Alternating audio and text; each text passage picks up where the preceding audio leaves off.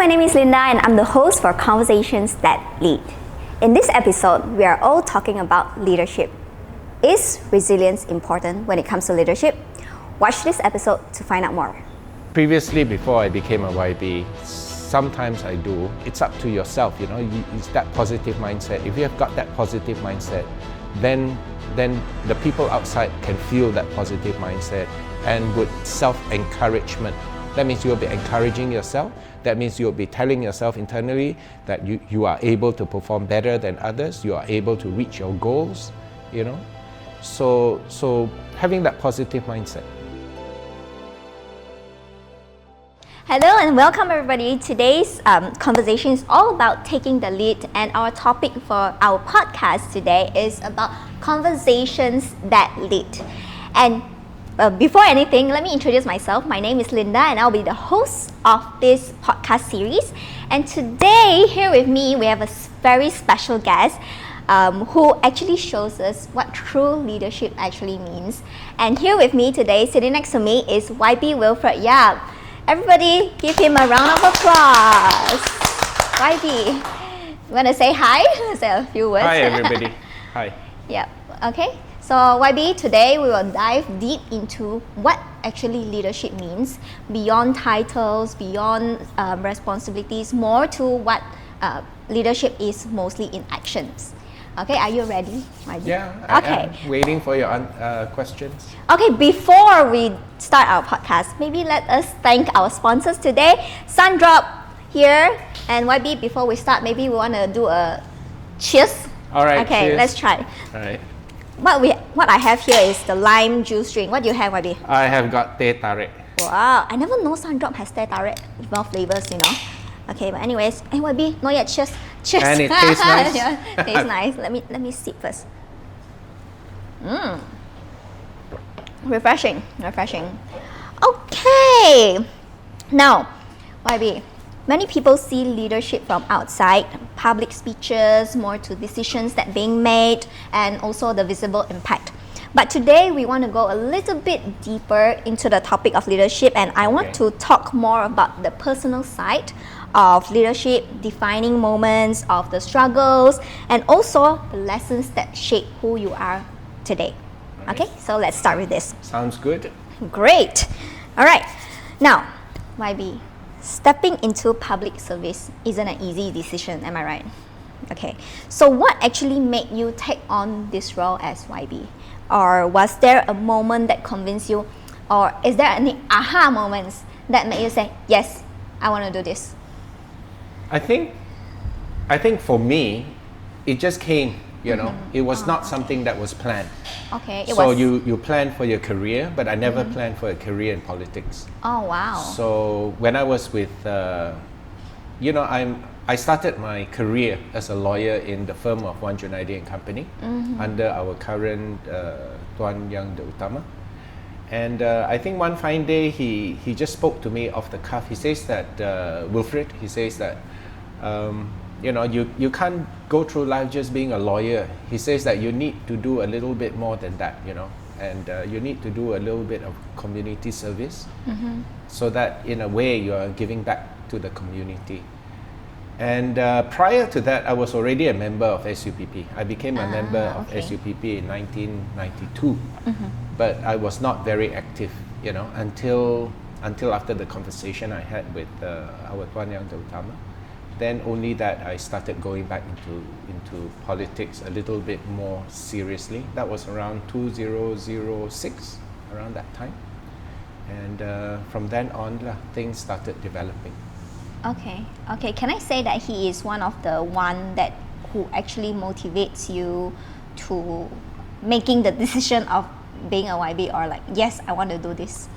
I don't think he motivated by words and stuff like that, but along the way, people have got this saying, birds of the same feather flock together. So he was already a very successful politician. He was the member of parliament for Batang Lupa at that point in time. So I think, I could see his workings and how he worked, and along the way, it poked my interest. I see. Yes. Okay, so have you ever hesitated, were there any fears or doubts before you actually decided fully that you want to participate in this? No, because I think along the way, because I was politically active as well at that material point in time. And, my whole family, we have always been, my dad, he likes to talk about politics and things like that. So a little bit of influence here and there. But then the most part of the influence is I could see that at that material point in time, 2006 onwards, I think there was this wave by DAP in Kuching. And you find that a lot of the public, they were getting more immersed into this kind of political rhetoric from the opposition at that material point in time. But I could see that a lot of it was just rhetoric, because they never seemed to be able to deliver on the promises they made. So they gave the public a lot of hope through speeches. But actually when they were elected, you find that they were still continuing with this kind of rhetoric, there was nothing concrete coming out of it. So I started getting fully immersed after the slogan. I think I'm sure all of you have heard of this slogan called Ubah. So after that, there was this Ubah thing that they like to plaster all over town. But after the elections, and after they got elected, there was no change, Things just went on as it is. The rhetoric still continued. And the issues raised, there was never this concrete action in actually trying to you raise the problem, but was there any solution to that particular problem? So if you go back historically, 10, 15, 20 years, you find that nothing, And right now, moving into this, you are going into 2025, we find that despite the change in government in 2018 and going into 2025, there is no change, In fact, things have gotten worse because the rhetoric has gotten more. It's like you make a promise, and you don't deliver on that promise. Now you have got to make a bigger promise. See, so that's the kind of strategy that is ongoing, and I find that that's not right. So those are the little things that actually motivated me, because we need politicians to deliver on what they say. There is no point in making grandeur promises, and after you make those promises, you do not take the action to actually resolve those issues that you have raised. I can go into tons of examples, but I think I'll just leave it for a later part if it correlates back. Yes. I'm pretty sure that all this related to leadership skills, right? What do you think that, a lot of people actually hold themselves back from their leadership roles because they are afraid?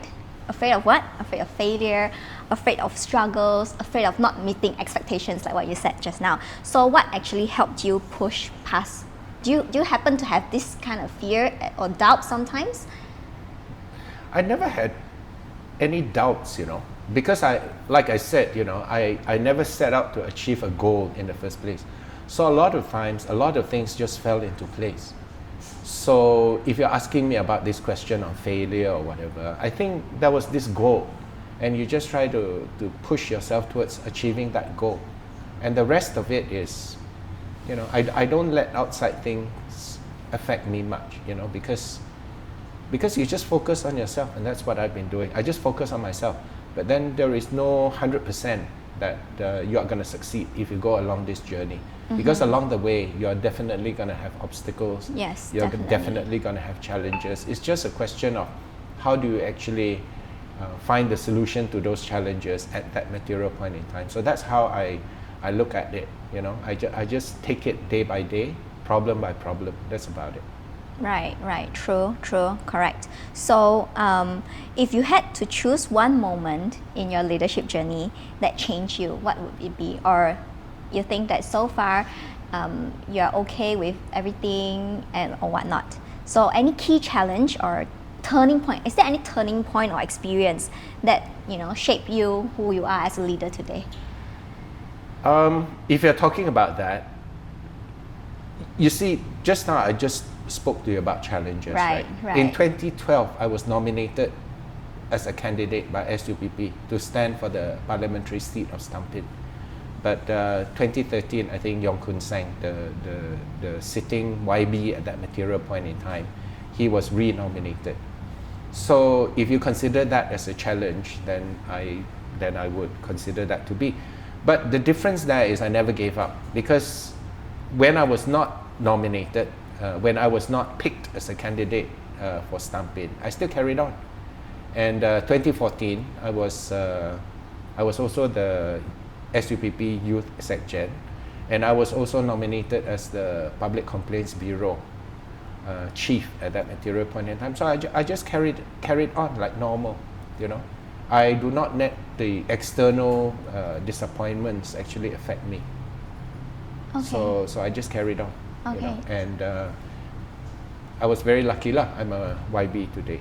So along the way, obviously there are those moments that probably you would say that that was not in my favor, but I just carried on. Okay, thank you YB for your sharing. But for in this case, right, for the young leaders outside, if those who actually face this challenge, and sometimes you know, we tend to want to give up at times, at difficult times. So what kind of advice, or one piece of advice that you can actually offer to young leaders out there? Never give up. Look at Edison. He failed so many times, the filament bulb, but he just kept on experimenting, right, until he found that filament bulb, until he found that filament that actually did not burn when electricity went to it, you know. So you just have to carry on, and the more failures you have, the better, the more experience you gain, and from those failures, I think you just you gain a lot, you know, through those failures. So it's a situation of whether you look at a cup, you know, whether it's half full or it's half empty. So I think in life, if we look at things positively, then positive things will get out of it. So it's more of your own changing your own mindset to a bit more positive mindset, as more to because if you have a negative mindset, what do you gain out of it? Yes. Whereas if you have a positive mindset, at least you have a target, you have a goal, you have an objective, right? So it's quite normal, isn't it? You know? Right, great. So it's very powerful, this positive mindset, because as life goes on, as we are entering into the leadership journey, there are a lot of challenges, small, big challenges, but when you look back at it when you are maybe 10 years down the road, right, you feel like actually, as long as the mindset is correct, then everything can actually be a smooth sailing journey for you. Would you say that? Yeah, because there is this thing that I read, so there was this experiment that was carried out in school. So this group of researchers, they actually went to the school and they told the teacher that they wanted to do an experiment, and they wanted to interview the students, and from the interview with the students and from the assessment, they would then come up with a list of students that were considered extraordinary. Okay. So then after the experiment, after they did the experiment evaluation, they passed it to the teacher, and they told the teacher that these are the 5 students that we find from our research, from our evaluation, that has got this extraordinary talents. So they informed the teacher, and then the teacher was given the list. 1 year down the road, they came back and evaluated, and they found that these 5 students whom they said had these extraordinary talents were performing very, very well. And actually, the 5 students that they said had extraordinary talent, they had none, because these 5 students were picked randomly. But because they said that these students had this extraordinary talent, the teachers treated them differently. The students themselves felt themselves to be different, so they performed better than the rest of the class, when in actual fact it was just a random picking out of it. So from here, from this particular experiment, basically what we can say is that it's up to yourself. It's that positive mindset. If you have got that positive mindset, then the people outside can feel that positive mindset, and would you would be, it's like something like, it's called self-encouragement. That means you'll be encouraging yourself. That means you'll be telling yourself internally that you are able to perform better than others. You are able to reach your goals. you know. So having that positive mindset, basically. Great. Wonderful story, wonderful sharing. This is my first time listening about this story, you know. Yeah. So I really learned a lot from this just simple story. Okay, so basically YB, you know, sometimes, you know, it happens when we face challenges, right? We get tired and, you know, we get a little bit demotivated.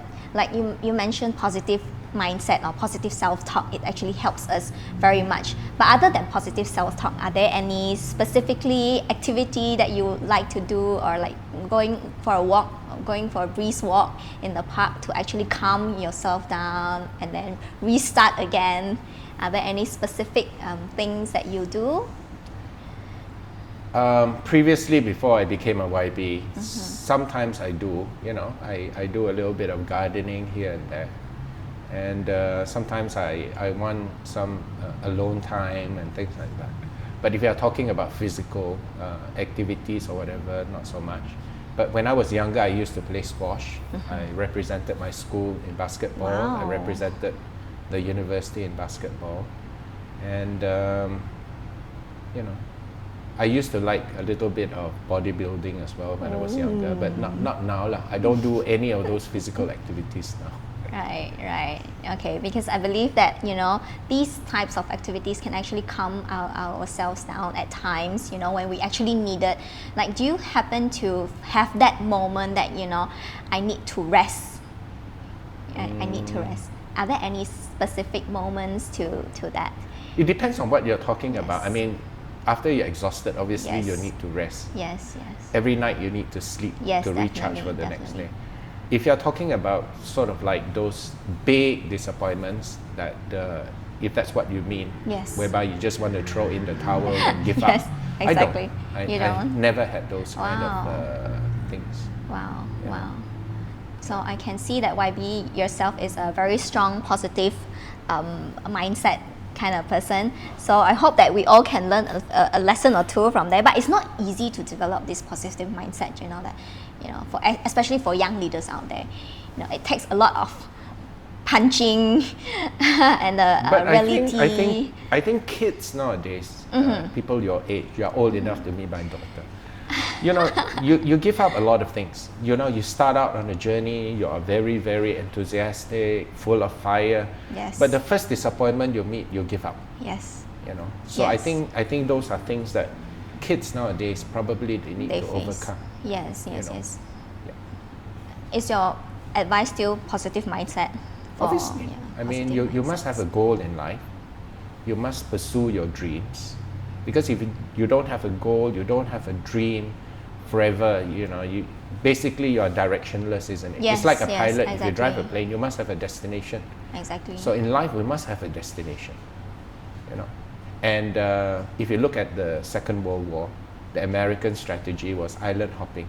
So if you set your destination, let's say, very, very far ahead, in one shot, you might not be able to achieve that goal in one single step. So the strategy that the Americans used at that time when they fought the Japanese was they did it by island hopping.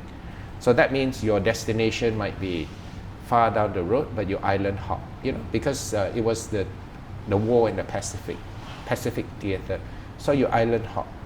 So you go from one step, achieve it, another step. So you break it up into components, and then you try to reach your goals by jumping one stone to the next, one island to the next, that kind of a thing. So if you break it up, then you find that the task that you want to achieve becomes less, right? Because then the destination, you know, it begins with that first step, second step, third step, fourth step, until you reach the end of it. Yeah.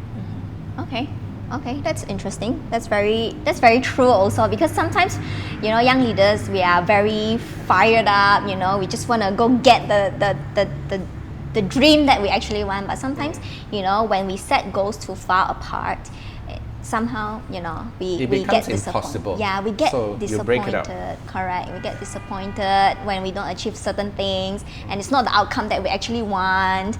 And then so somehow we are tired. You know, we feel like giving up. You know, there's this negative portion of it towards success. That's why you're in JCs, right? Yes, that's Because why we're in JCs, you JC. have an organizing committee, and everybody have their own roles, and each Correct. party will be supporting each other. Correct. Okay, talking about JCs, right? YB, you're also part of Yeah, previously, right? So Yeah. what are your experiences when you're in JCs? Were you in that was before the A long politics? time ago. That was before the politics journey. Yeah. So is that where you started off with? 1992, 1993, Wow. around that time. Wow, a long time that ago. was the time when I was born.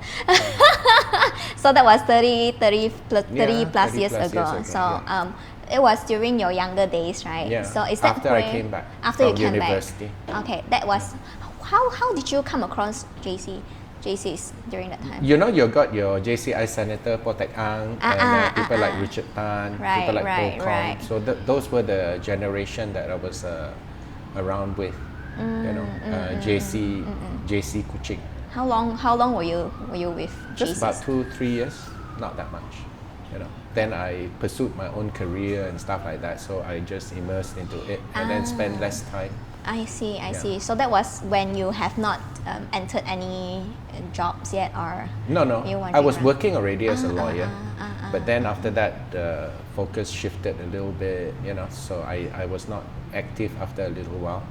And then after that, I pursued my master's in environmental management. Wow. So it was only after I got my master's degree, that Okay. I went back into politics full time. So I had a lot of other interests along the way. Yeah. So I feel that maybe JCs is one of the platforms that you can actually say that helps you with the leadership skills. Obviously, as well. because if you look at Yes. JCs at that material point in time, you had community, you had management, you had Right. international. Right. So those are the kind of components Right. that, for example, if you talk about management is sort of like PR, isn't it? Basically, you get around, you do your organizing every month, you have a target, you need to do a management get together every month. I do not know whether you still have those kind of targets. And then your area LOM, Yeah. your national levels, convention. correct. Those yes. are what we call the international part of it, whereby you are exposed to how other people from other areas, other parts of the country, other parts of the world, how they think, how they function. And basically when you talk to these people, at least you get a glimpse into what kind of things they are doing. So it's actually quite wholesome because it gives you an all-round exposure. Right. Definitely. For me personally, JCI has also developed quite a bit of my leadership skills, and also in terms of my communication skills as well. Definitely. And it gives you a lot of opportunities. Definitely. So, for example, what you're doing now, Definitely. It's not- it's training you to be Yes. a TV a commentator. TV host, yeah. If it wasn't for JCI, right, I think I wouldn't be sitting here, hosting YB to do a podcast about leadership, I tell you, to be honest.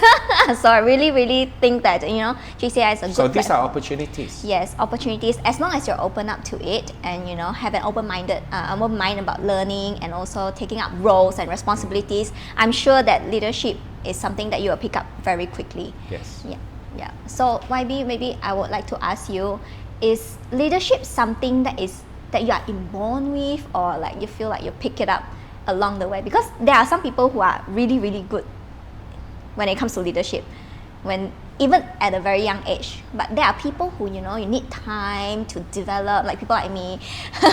It took me 30 I think years. a lot of things are learned. You might have a little bit of talent, Right. but then talent without putting in the effort means Right. nothing. So you might have an intelligent person with a very high IQ, but if he doesn't study, he's not going to get good grades. So you need this too. Talent can be developed, talent can be learned, but obviously some people must have that basic. Some people might be able to learn certain things faster. Right. Some people take a Right. longer time. Yeah. But It's okay, it's like right? you know the story of the hare and the tortoise. You know the story? Yes. So the hare was a good runner. He was Right. basically he could run very fast. And you know the story, right? Right. He slept along the way. Because he was so confident that, he could win the race. Yes. Yeah. And what did the tortoise do? The tortoise just slowly, and the tortoise at the end of it won the race, right? Because the hare was sleeping. Right. And then by the time he woke up, the tortoise had already reached the finishing line. So in life, it's like that as well.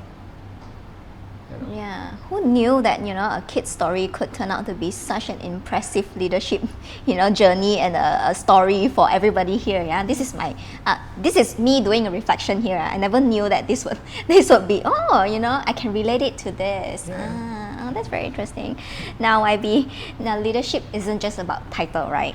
It's a responsibility that takes time, energy and some mental space at times. How do you actually balance your role as a YB with your personal and family life? I basically, if you ask me that particular kind of question, it's just a question of prioritizing, because I'm still a lawyer. I still practice as a lawyer. But then after I became a YB, I basically spent less time in the legal firm. But along the way, before I became a YB, you just have to compartmentalize it. There are certain tasks that you need to do. There are certain goals that you need to achieve. So you just have to compartmentalize it. Family, work, politics, you just compartmentalize it.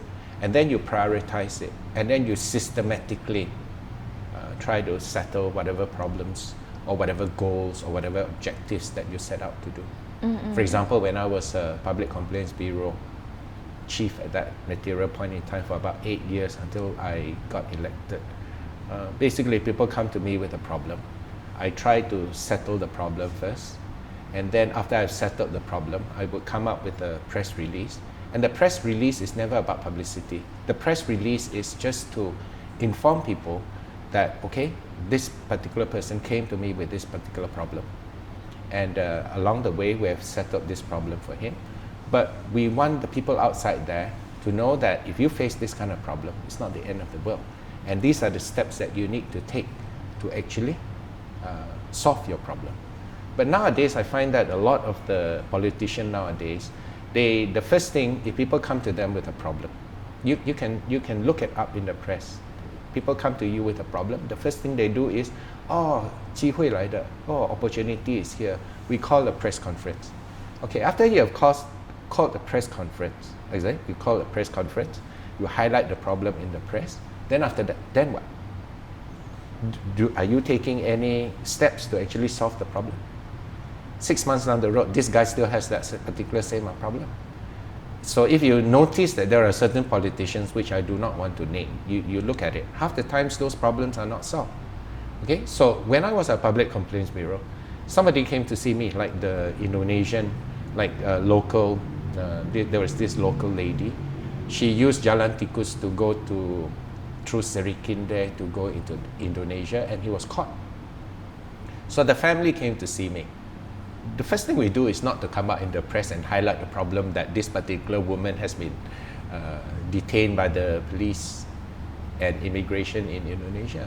We take steps to actually bring her back, So you got to go to make sure that you lodge a report with a police report to say that this particular thing has happened.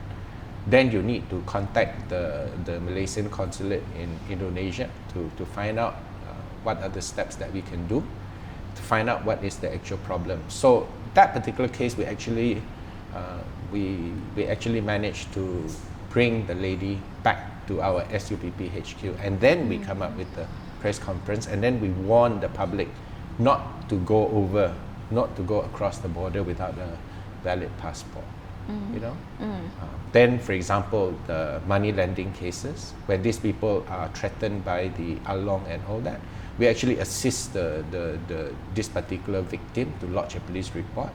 Then we contact the police, we make sure that the police will take the appropriate action and all that. So it's not a situation of highlighting issues, which is very common nowadays, but we try to solve the problem. After we have solved the problem, we come up with a press release to warn the other people that you should not follow the footsteps of this particular person. Things like guardianship, which I also did a lot. So it's just to explain to people the procedure. For example, if you have a child which is stateless, and nobody wants this child, and you want to adopt this particular child, what do you actually do?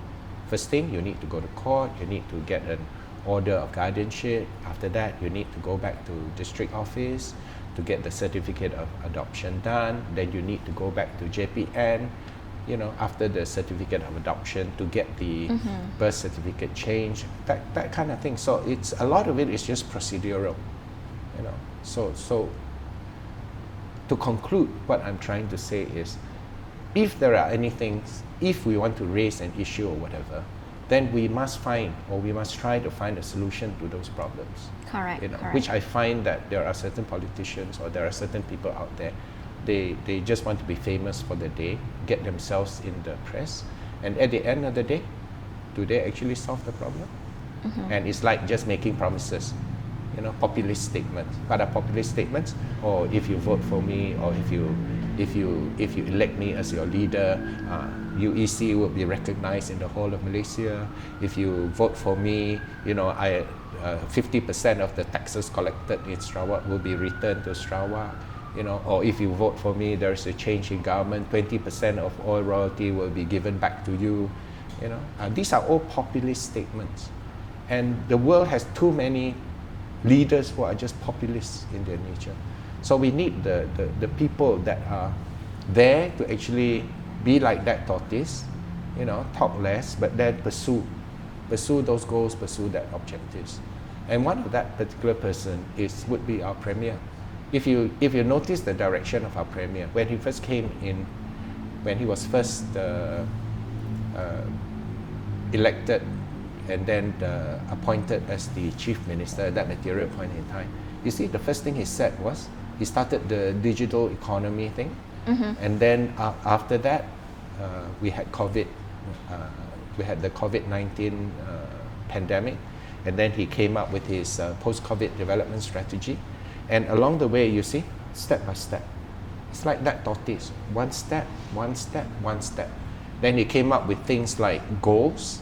If you look at post-COVID, the first thing he did was, he talked about inclusivity, he talked about prosperity, because you need to be prosperous. A country needs to have money, needs to have income, because 钱不是万能，可是没钱万万不能。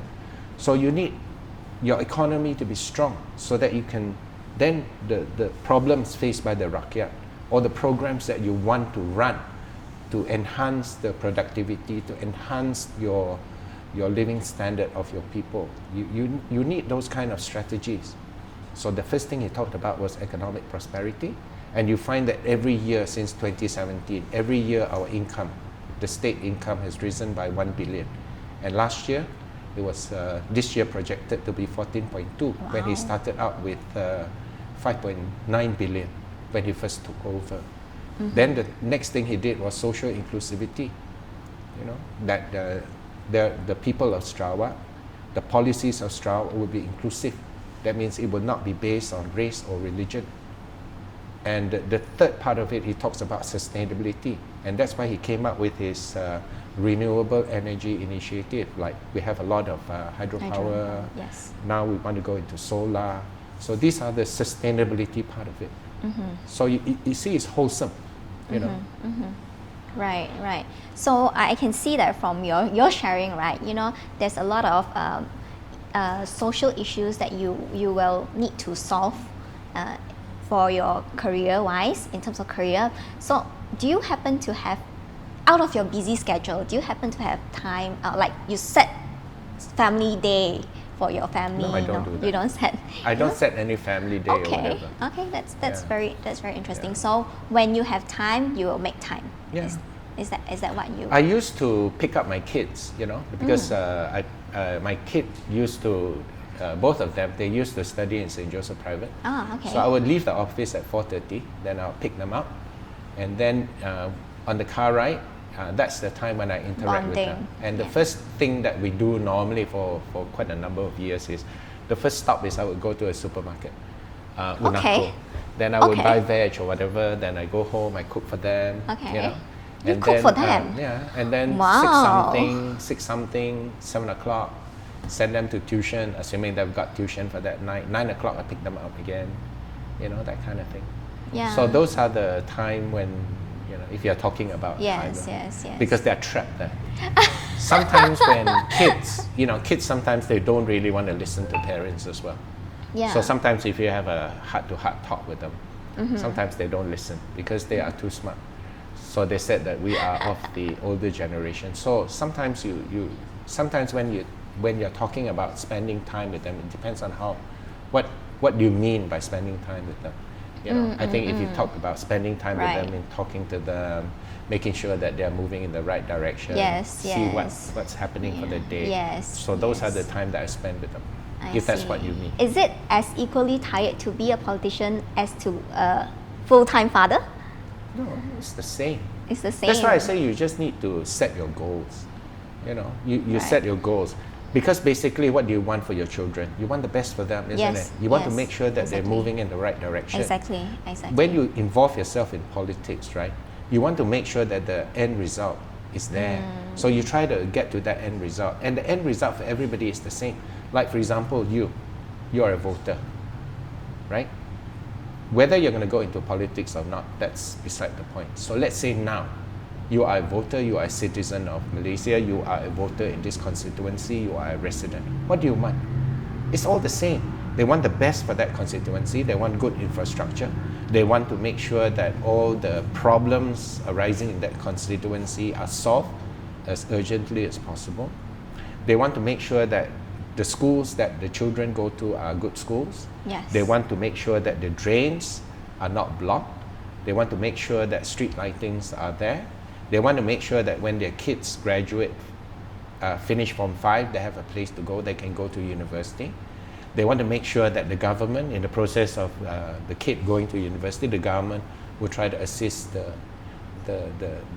your family or this family with the kid in the university. Right. So if you look at the policy of the current GPS government, it's all fulfilled, isn't it? Yes. Yes. We have got a lot of this, like for example, recently SCAS. Yes. So what did the Premier Yes. say? The Premier says that no family in the whole of Sarawak should be without rice on the table. So therefore he gave Wow. SCAS $100 a month. Right. Right. So that worst case scenario, you have rice on the table. as when long as you're you can older. feed the family. When you're Right. older, Right. you want to go and see a doctor. He wants to make sure that even if you're older and you have no money, you have got this $500 that you can go and see a doctor.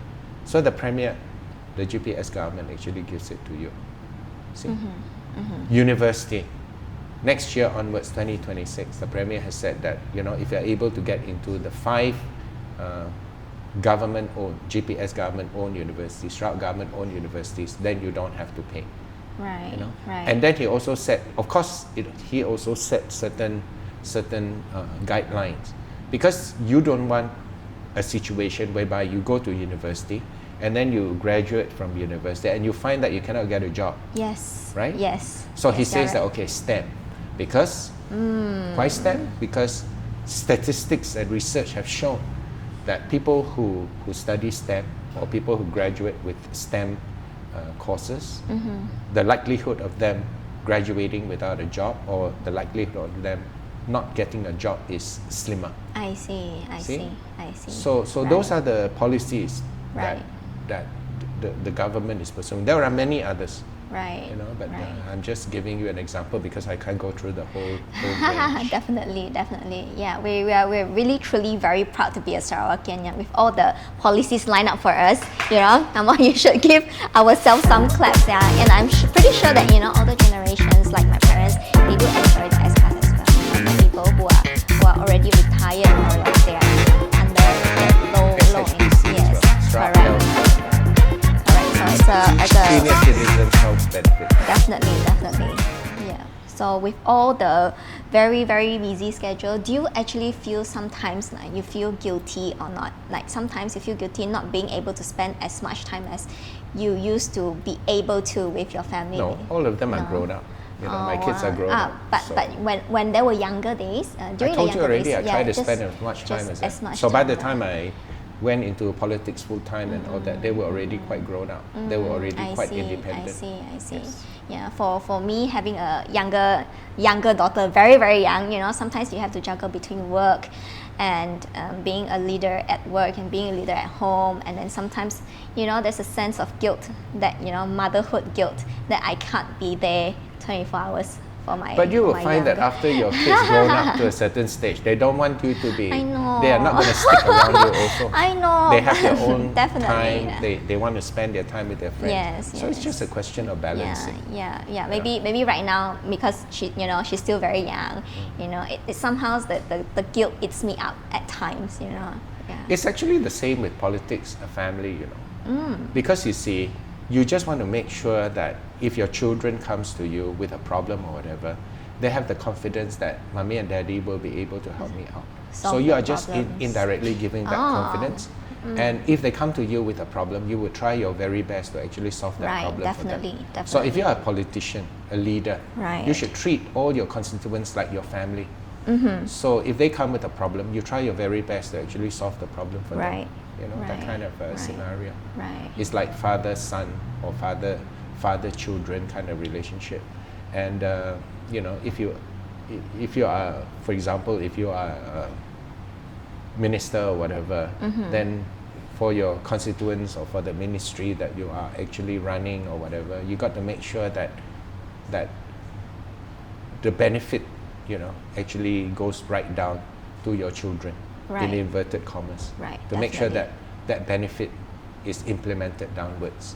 And you got to make sure that the efficacy of the civil service who are responsible for delivering the public good or service or benefit, is running smoothly. So it's the same, isn't it? It's like father kind of children relationship, minister, constituent, minister, the public kind of relationship. So it boils down to one thing only, to make sure that, the services Provided. are provided, Correct. and probably your children, the love is provided to make Correct. sure that they are able to perform their best, they're able to to achieve whatever they set out to do, and you got to make sure that they're moving, guide them to move in the right Right. direction. Right, It's like the definitely. minister guiding the civil service to move in the right direction, that kind of thing. Definitely. Okay, I'll keep that in mind. Hopefully. Yep. So, but looking back at our journey, because as a politician, you have to make a lot of decisions sometimes. Are there any moments that you feel like any regret moments that you feel like I should have not done this, I should have done that instead? Are there any moments like that happened before throughout your journey? Actually, after I was elected, there are moments when I was in the dune, and then I hear some of the opposition representatives talking a lot of rhetoric. Sometimes I wonder whether I should have actually, stopped them earlier, rather than allow them to go through that rhetoric. Because if you look at the Dewan Undangan Negeri, we have standing orders. And there are certain things that should be said. There are certain things that cannot be said. 我们华语就是讲不可以离题.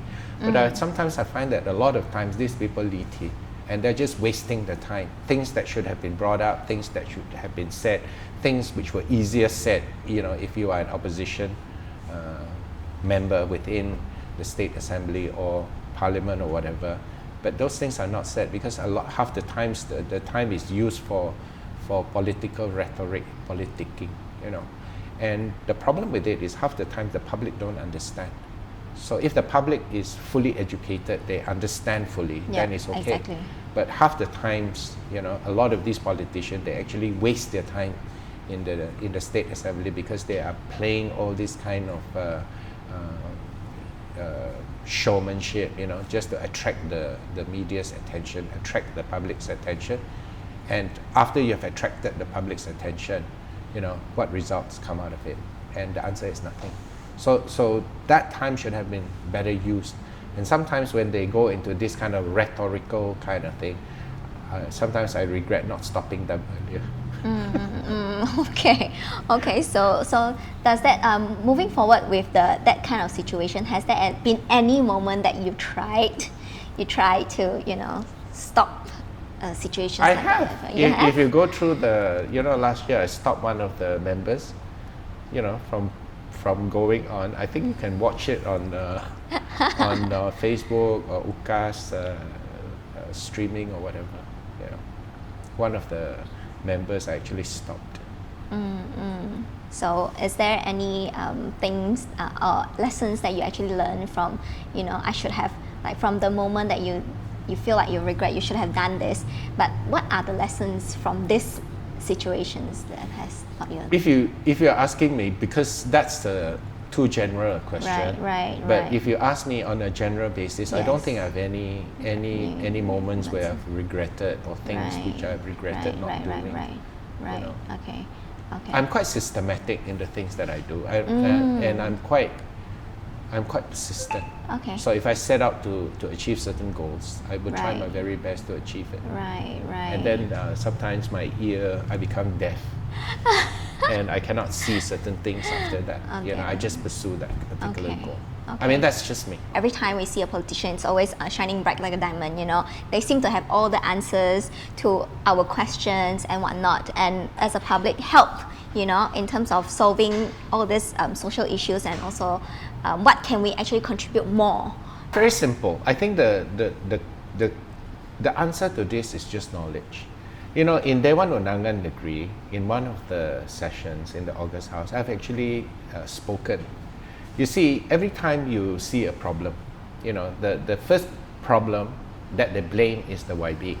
So if you go through my script, I've said already, kalau longkang tersumbat, YB salah.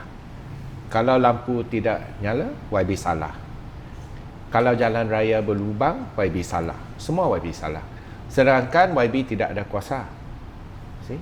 So the public can help by really identifying where the real problem lies. For example, if grass is not cut, this is not the YB who has the problem, because the grass cutter, who has been appointed by the council and who has been paid by the council using money collected from the public, they are the ones responsible. So when you lodge a complaint, you need to lodge a complaint at the right place, and if they don't pursue, if the council don't settle your problem after a certain period of time, then you come back to the YB. But the YB is not the first stop, or the service center is not the first stop. You need to be proactive. So you need to lodge a complaint to the relevant authority first. If they don't take action, then you come back to the YB. And then you must have certain proof. See? So it's like, for example, if someone breaks into your house, steals your thing, and the first thing you do is you call up the YB that your house has been broken into. That's not the correct procedure, isn't it? The first thing you need to do is you need to lodge a complaint to the police. You need to make a police report. Yeah. So likewise, if there are issues in your constituency or in your residential area, whatever, you need to lodge a complaint. And it's very easy nowadays. You can lodge a complaint through Tali Hikmat. And actually, if you lodge a complaint to the YB service center would also lodge a complaint to Tali Hikmat. So that is why, if you go back to my speeches again, I've actually asked the minister in charge of Tali Hikmat what steps have they taken to ensure that the relevant agencies do not give a false feedback to the Tali Hikmat.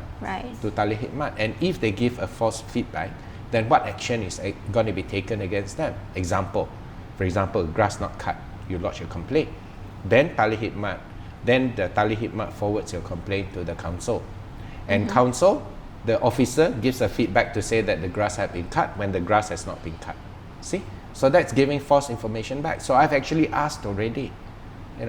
So these are the kind of things that you need to do, and you can actually assist me, because if you have those proper proof to say that the relevant authorities are not performing their duties as they should have been, and they have been giving false feedback, then if you have enough of that evidence that you collect, then it makes my job easier, isn't it?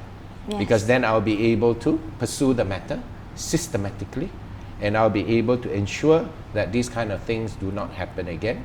And it's good for you, it's good for the public. So that's what I was trying to stress at, that sometimes we need to be proactive in solving the problem.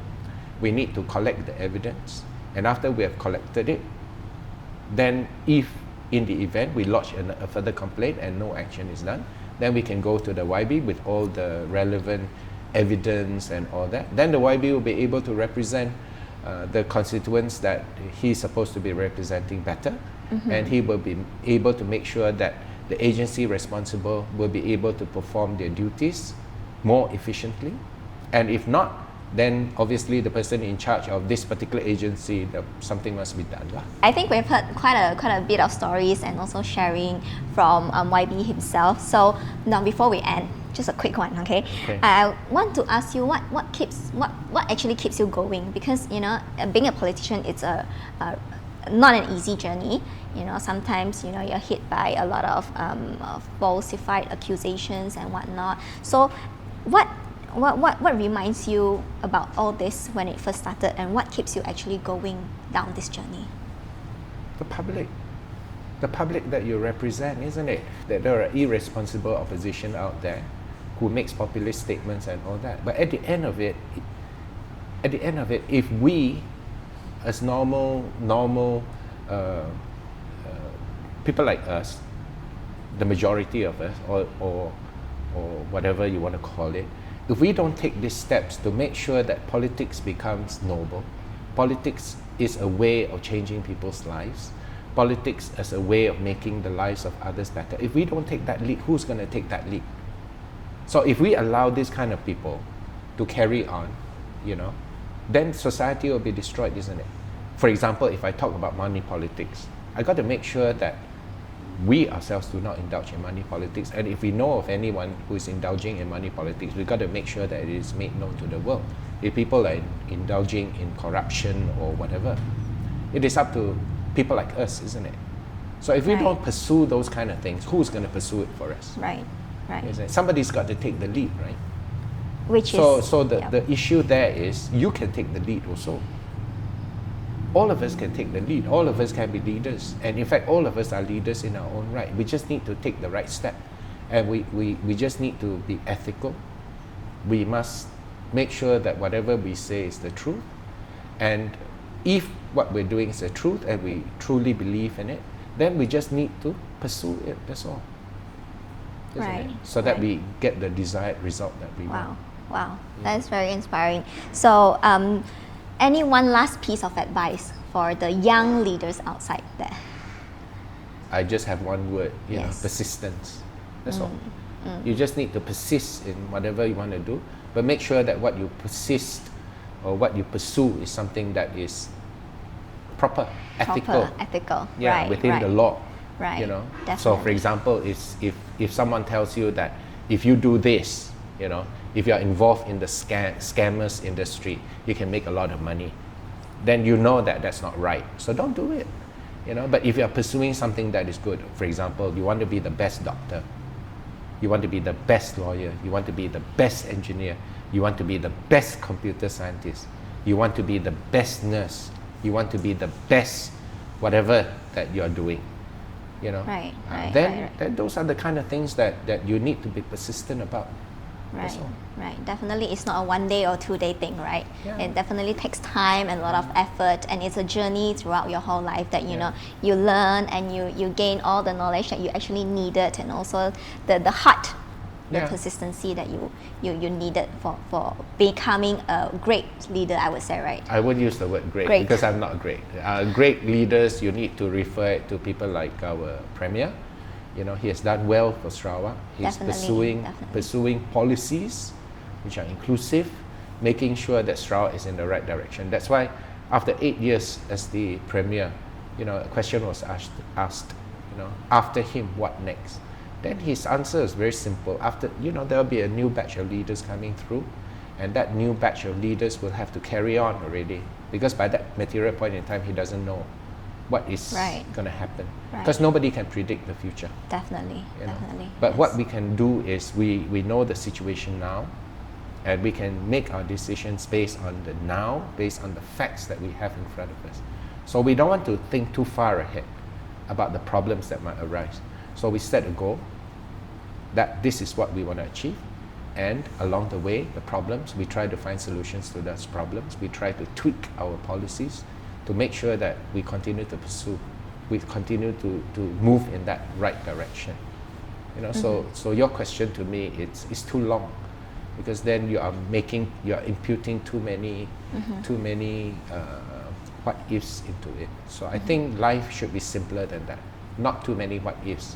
But if the ifs arise, then we will have to, there is an English saying called when we get to the bridge, we will think how we cross it. Or when we get to a river, we will think how we cross the river at that material point in time. But the direction is there.